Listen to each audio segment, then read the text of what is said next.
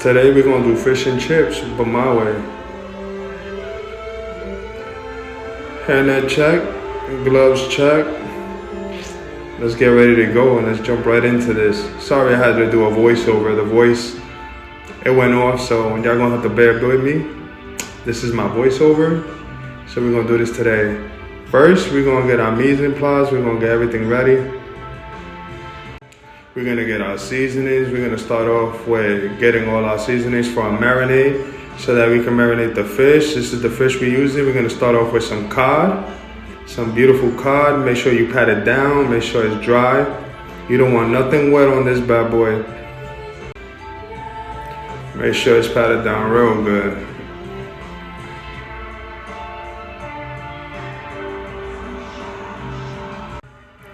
Once your fish is completely dry, go ahead and put that to the side.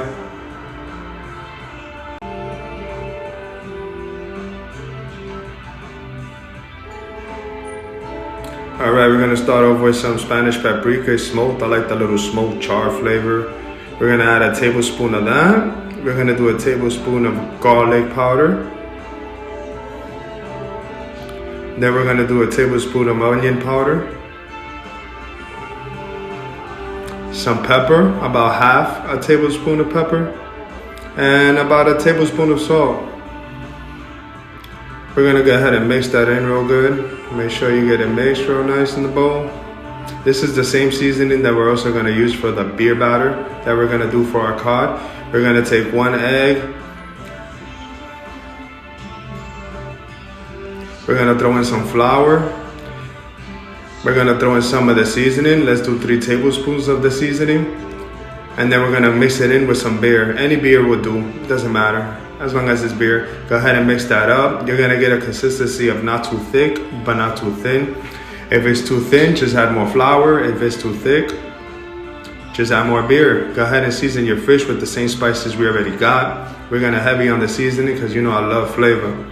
So we're gonna go ahead and do it that way. Pre-season that bad boy. And let's put it to the side right after you're done seasoning. Make sure you pat it down real good. Get all that flavor in there.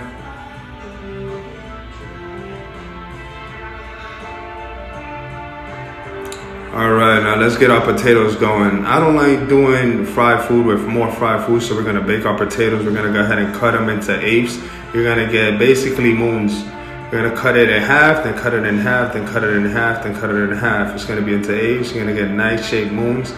Now what we're gonna do with the potatoes is after we cut them, we're gonna put them in some water with some salt. Sorry, not ice. We're gonna do water, cold water of course, with some salt, put it to the side. In the meantime, make sure you got a pot with some water boiling and make sure that you salt your water and you get it ready for the potatoes.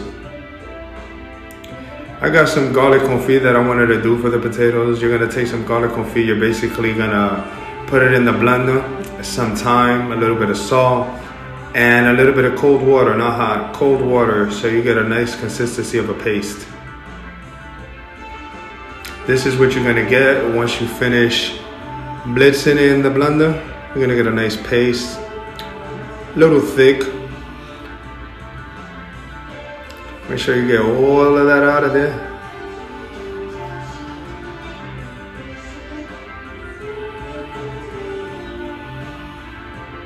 That's what you got. All right, make sure you mix that nice and well. This is what you're gonna get, a nice paste. Once you got your water boiling, you're gonna go ahead and drop your potatoes for 2 to 3 minutes. The reason why we do this is so the potatoes get cooked on the inside, but you don't want it mushy. You just wanna do 2 to 3 minutes. If you do anything longer than that, it's gonna be mushy and then you're gonna get mashed potatoes.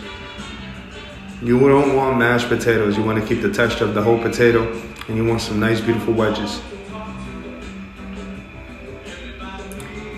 Once 3 minutes is up, go ahead and take your potatoes and make sure you ice bath them. You want to shock them. You want to stop the process of it cooking. So you're going to go ahead and throw them in some ice water and make sure you shock them. Now, they'll get cold pretty quick.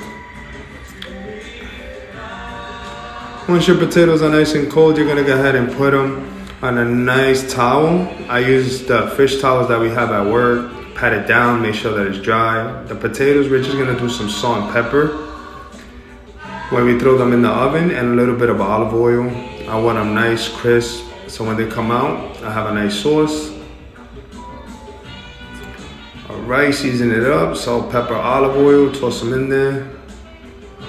And let's get those going in the oven.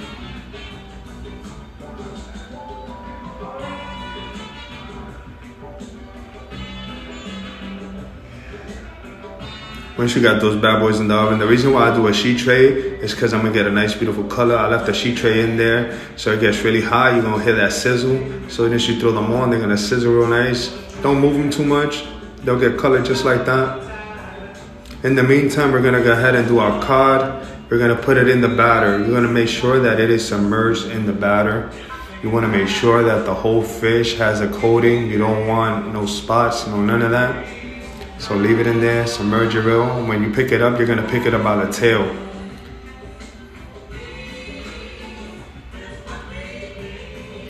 We're just gonna do a one-time fry. The batter is thick enough, and you're gonna have beautiful, beautiful fish. Go ahead and take it by the tail. If you're doing it at home, make sure that your oil's about 350 degrees. You don't want to move it once you place it down. You want to let that cook. In the meantime, I wanted to get some fresh rosemary. I wanted to fry it to use that as my garnish and also as the flavor for the potatoes. Look at that fish cook, beautiful, staying in place. You can see the coating is still all intact.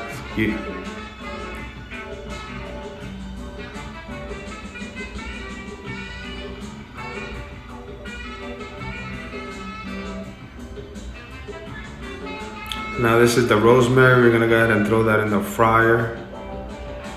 Gonna fry that up real nice.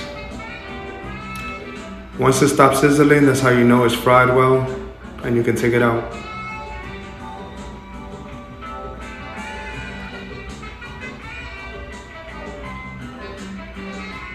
Don't move your fish. You wanna make sure that your fish is nice and crispy. Look at that, beautiful color. The batter is all intact. Let's take this bad boy out and put it to the side. Can't get no better than that. If you're doing it at home, just make sure that the oil is at 350. They don't go over. In the meantime, we're gonna go ahead and season our potatoes once we took them out the oven. Nice crisp. We're gonna add the garlic confit. We're gonna go ahead and throw some salt. Mix that in real well. Add a little bit more garlic if you need to. Depends how much garlic you want on it. We're gonna throw the rosemary. Fried rosemary is gonna give it that nice herby flavor. Mix that up real good. Now let's get to plating. Let's get these gloves on. All right, we're gonna plate real nice. Fish, I'm gonna cut it so that y'all can see what's on the inside. Make sure that it's cooked all the way. Look at that beautiful fish. Yes. All right, let's plate this bad boy. I'm gonna put some tartar sauce on the bottom. Show you how we do it in a restaurant. Put some tartar sauce on the bottom. Go ahead and split the sauce just like that. Put your fish on the bottom. Whenever you plating, you want it to pop, you want colors, you want it to rise. Go ahead and put some potatoes right there. Beautiful garlic, rosemary potatoes, wedges. I like to keep it balanced. You got some fried food and you got some food baked, so it's not all fried food. I just feel like that messes up your stomach with all that fried food. I also use some of the rosemary, the fried rosemary, as a garnish, aside of some of the chives that I chopped up. This is what we got. Look at that beautiful fish, gorgeous. Hope y'all love my food, and I hope y'all try some of these dishes at home. Those that have tried them at home, I appreciate it.